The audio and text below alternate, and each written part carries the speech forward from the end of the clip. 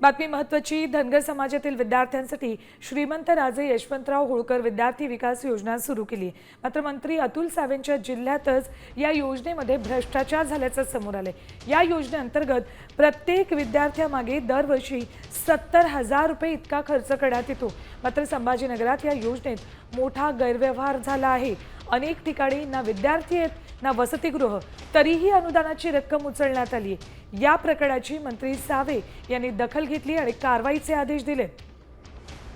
राजे यशवंतराव होळकर योजनेअंतर्गत धनगर समाजातील विद्यार्थ्यांना 10वी पर्यंत शिक्षण इंग्रजी शाळेमध्ये मिळावं म्हणून योजना सरकारने सुरू केली।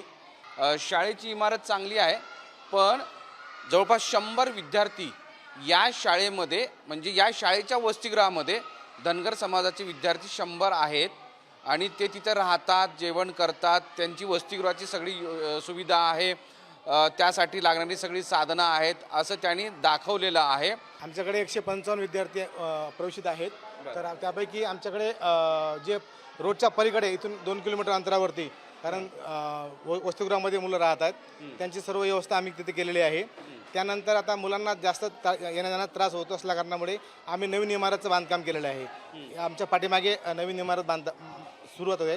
आता जस्ट पूर्ण या महिन्यात संपून जाईल आणि नेक्स्ट 15-20 दिवसामध्ये आम्ही तिथला शेड पूर्ण इथं आणणार आहे। तरी श्रीमंत राजे यशवंतराव होळकर विद्यार्थी विकास योजना काय बघा।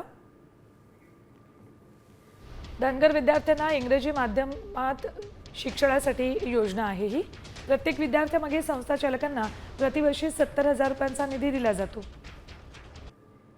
साबण, टूथपेस्ट, सॅनिटरी नॅपकिन, स्वच्छता प्रसाधनं पुरवणं यात बंधनकारक आहे।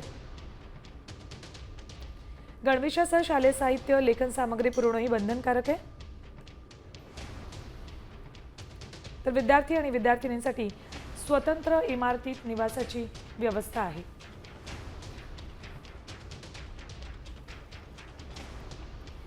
आता isakal.com आहे देशातील नंबर 1 ची मराठी न्यूज वेबसाईट।